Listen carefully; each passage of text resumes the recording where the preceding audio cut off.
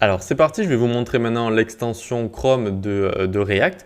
Mais tout d'abord, c'est vrai que j'ai remarqué ici, j'avais pas remarqué en tournant la vidéo tout à l'heure, que voilà, il y a écrit juste 555 ici. Pourquoi? Parce qu'on a mis, on n'a pas mis de string ici, on a mis un nombre, d'accord? Donc c'est le tiret comme ça qui va nous faire bugger, qui va pas nous faire afficher ce qu'on veut.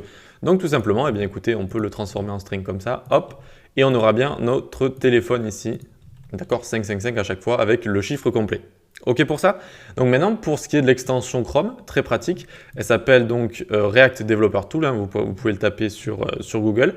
Et donc ici, tac, je me suis mis, alors normalement quand je tourne mes vidéos, je suis en mode invité, vous savez la session en mode invité. Là, je me suis mis sur ma session, la session Enzo, quoi. Et donc vous voyez toutes mes extensions ici. Et notamment donc, parce que quand vous êtes en invité, en fait, vous n'avez pas vos extensions. C'est pour ça que du coup, ça n'allait pas trop marcher. Du coup, là, vous faites juste F12, si vous êtes du coup sur votre session.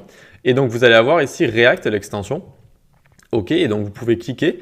Et dès qu'un composant va avoir du state, d'accord, va avoir voilà, des données en state comme ça, eh bien on va y avoir accès. OK, là on voit vraiment tout le state du coup de par exemple list avec dans notre array ici, dans notre tableau, on voit tous nos objets. Et ça va être très pratique, vous allez voir, vu que le state on va tout le temps l'utiliser, on va le manipuler, on va avoir des événements, etc. Et donc dès qu'on cliquera sur un bouton, on verra vraiment ce qui change ou pas. Et donc ce genre d'extension est vraiment très très sympa, tout le monde l'utilise, hein, c'est pour ça que je vous la montre.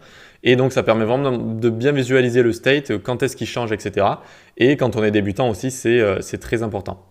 Et voilà, c'est tout pour cette petite vidéo. N'hésitez pas à la télécharger, voilà. Et du coup, vous pourrez l'utiliser et ça va vous faciliter la vie.